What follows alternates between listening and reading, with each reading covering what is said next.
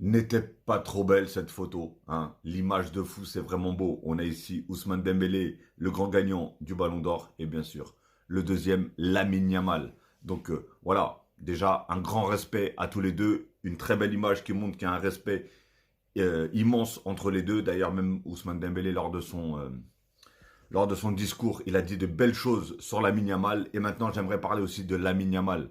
Les gars, je sais qu'il est détestable. Je sais qu'il a un comportement qui peut faire sortir des gonds beaucoup de gens. Beaucoup de gens disent qu'il est arrogant, qu'il est ceci, qu'il est cela, qu'il est cela. Mais les gars, respect à ce joueur-là. Franchement, je pense que on met pas assez de respect à son talent. Oui, après chacun, comme on dit, a son caractère. C'est oui, il est dans son délire, voilà, meufs, réseaux sociaux, ceci, cela, il n'y a pas de souci.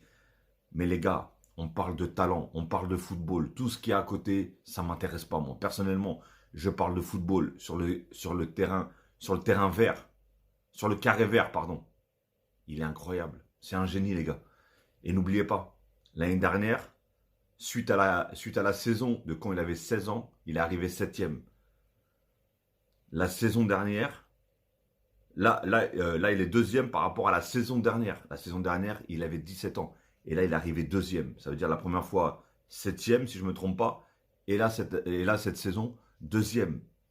Lui, il est parti. Si vraiment il ne se gâche pas et il part pas en vrille, il est parti pour gagner un très grand nombre de ballons d'or. Et là, le petit sourire, c'est attendez-moi, j'arrive. Attendez-moi, j'arrive.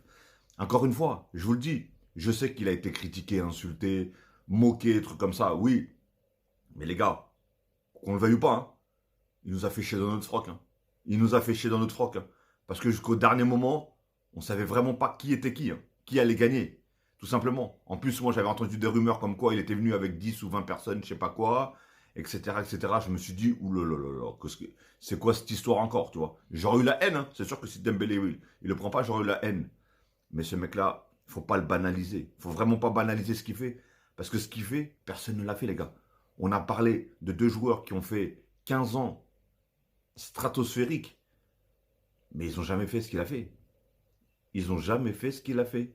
Un Euro à 16 ans, arrivé septième au Ballon d'Or, puis le deuxième fois, deuxième au Ballon d'Or, personne ne l'a fait.